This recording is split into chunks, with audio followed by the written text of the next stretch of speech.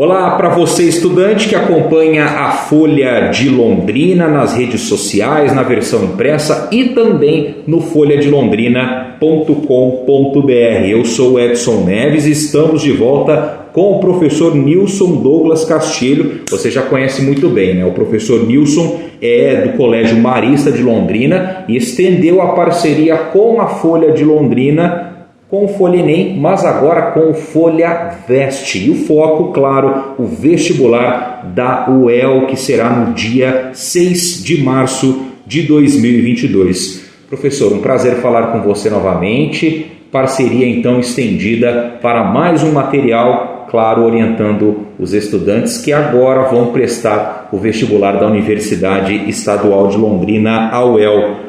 Professor, a UEL ela teve uma mudança no formato, mas a gente fala sobre isso em uma outra oportunidade. Pandemia, a gente sabe que tudo virou do avesso, né? Mas para a gente falar algo com relação aos conteúdos, até como um efeito de comparação para o Enem, é necessário virar a chave, digamos assim? Então, os alunos nos últimos meses, eles focaram seus estudos para um tipo de prova que é o Enem. A gente sabe que tem todo aquele contexto, uma prova do governo federal e tudo mais. E agora para a UEL, algo mais municipalizado, algo ali institucionalmente diferente, mas que atrai gente de todo o Brasil. Como que os estudantes devem fazer essa transição e passar por ela de uma maneira mais saudável? Prazer falar com você novamente.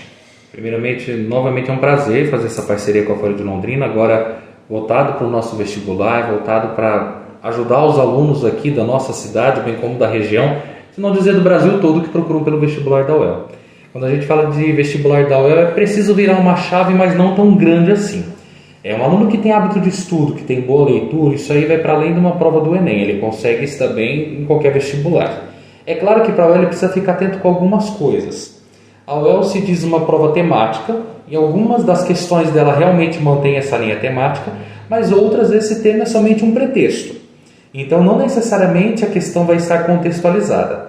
Ela oscila muito entre essa necessidade de ter uma leitura, uma interdisciplinaridade, uma reflexão, como também uma questão muito mais conteudista, mais tradicional. Então o aluno precisa entender que tem algumas coisas ali que ele precisa memorizar. Então não é só fazer aquelas relações ou articulações que o Enem valoriza tanto. Também existe um processo de memorização. Existe uma pegada mais tradicional dentro da prova da UEL, então o aluno precisa entender que algumas coisas ele tem que decorar. Alguns podem até dizer assim, isso não promove aprendizagem, isso não é certo. Realmente não promove, mas é o trabalho que a UEL vem fazendo com o vestibular dela. Então é importante que o aluno tenha isso em mente, que nem tudo será contextualizado, ele tem que ter conteúdo, e é conteúdo pelo conteúdo de algumas dessas questões. Então essa chave o aluno precisa virar sim. Por exemplo, o que seria algo passível de memorização por parte do aluno? Muitas vezes, quando, por exemplo, numa questão de exatas não tem uma aplicabilidade necessariamente no dia a dia. É uma aplicação de uma fórmula, ele tem que saber qual é essa fórmula e colocar em prática para desenvolver um cálculo. Simples assim. Não vai contar a história que o João comprou tantas maçãs, tantas peras e tantas outras. E não vai ter necessariamente um texto muito longo para contextualizar uma situação ou uma aplicabilidade daquele no conceito do dia a dia que o aluno possa encontrar. No caso de linguagens, com língua portuguesa, há questões em que simplesmente o UEL pede para que se identifica. Aqui se refere a um pronome dentro do texto. Qual é um pronome, isso ou aquilo. Nada mais. Não são, por exemplo, aquelas situações problema, não, que é típico do Enem. Nem sempre tem situações problema. Algumas das questões elas estão nesse nível de identificar e de problematizar e colocar em prática um conceito, um conteúdo daquela matéria específica. Então, quer dizer, professor, dependendo da situação, a UEL ela vai mais ao ponto do que o Enem? Ela prima por uma boa leitura, sim, mas ela vai mais ao ponto por não exigir tanta articulação. Não significa que seja uma prova pior ou melhor que o Enem. É um outro estilo de prova. É importante que a gente destaque isso, né? A UEL é uma universidade estadual, a gente sabe que tem também engajamentos diferentes. Sim. E como a gente conversou em outras oportunidades com relação ao INEP, por ser um instituto do governo federal, então não vai se apoiar em determinados assuntos que possam vir a gerar questionamentos. Exato. Quer dizer, a UEL ela já é isenta com relação a isso, né? Ela pode tomar também outros engajamentos, mas então não vai perder a sua essência de uma boa leitura. Não, essa essência nunca se perde. Ela tem essa liberdade de recorrer a assuntos que numa prova do Enem não cairia.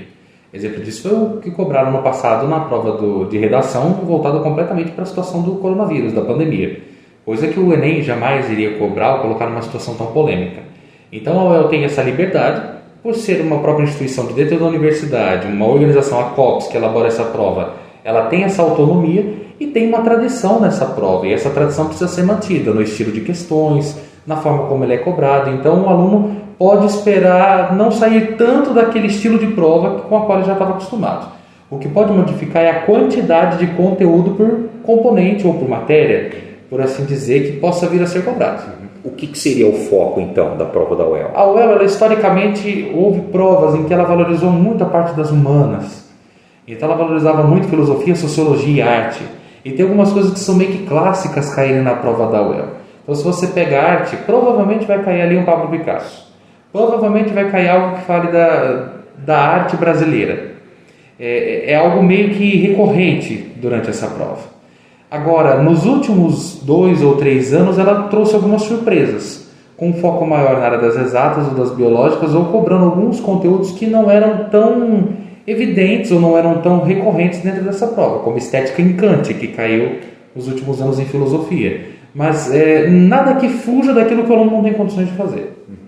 E até porque nessa questão das áreas de humanas, sociologia, filosofia, essa relação com o tema talvez seja até um pouco um leque maior de oportunidades que você pode também para elaborar as questões. Sim, quando você fala de uma prova temática, a área das humanas facilita essa articulação com uma prova temática, coisa que as outras, não que seja impossível de fazer, mas ela exige mais por parte da elaboração dessa prova.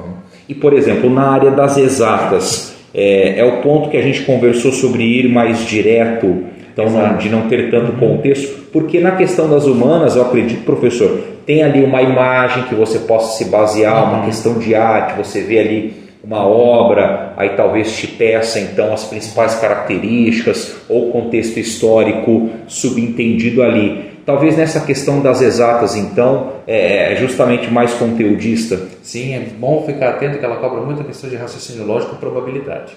Então isso é histórico dentro da prova da UEL. Então, como você falou, é mais direto ao ponto, é o conteúdo pelo conteúdo. Isso na área das exatas ela fica muito mais evidente, muito mais aparente. Na área da biologia, exige-se muito do aluno entender as estruturas dos seres, sejam eles seres vivos ou não vivos, e todos esses nomes ou esses conceitos que a biologia traz. Isso daí é importantíssimo para a prova da UEL, mesmo que ele não vá ter a prova específica como ela vai ser agora. É levado em consideração, eu acho que isso fica um pouco subentendido também, professor, mas assim, até pelos cursos mais concorridos serem da área de biológicas e ter essa questão das exatas, talvez seja por isso que nos últimos anos a UEL tenha não deixado de lado, mas priorizado um pouco mais essas áreas do conhecimento, depois de muitos anos tendo aí as ciências humanas como um carro-chefe de prova? A gente não pode afirmar isso com toda certeza, mas pode ser um caminho possível para essa tomada de decisão, sim. Por não ter as provas específicas, especialmente nesses 2 últimos anos agora com a pandemia, então pode ser que tenha sido uma escolha por parte da UEL em trazer maior equilíbrio e não ficar tão evidenciado somente para uma área de conhecimento. Professor, orientações então para os alunos passarem por essa transição de uma maneira mais tranquila. Terminando um Enem agora, né, a cabeça vai ter que se organizar novamente para ter como foco o vestibular da UEL. Manter o mesmo hábito de estudos que vinha mantendo, tendo essa continuidade nos estudos, mas para você se adaptar a um novo estilo de prova, nada melhor do que simular essa prova. Então pegue a prova dos anos anteriores, resolva esses exercícios. Os simulados são grandes aliados na hora de resolver e se preparar para o vestibular, porque o simulado não é só a questão do conteúdo, o conteúdo você aprende com o hábito de estudo. O simulado ele te ajuda a entender o estilo de prova, e com os simulados a gente consegue resolver isso muito mais facilmente. Muito bem, a gente conversou então com o professor Nilson Douglas Castilho, coordenador de ensino médio do Colégio Marista, retomando então nossos materiais de suporte para os estudantes, virando a chave também, por que não, né, professor? Eu e você agora para falar a respeito do vestibular da UEL. Professor, muito obrigado e até semana que vem. Eu que agradeço.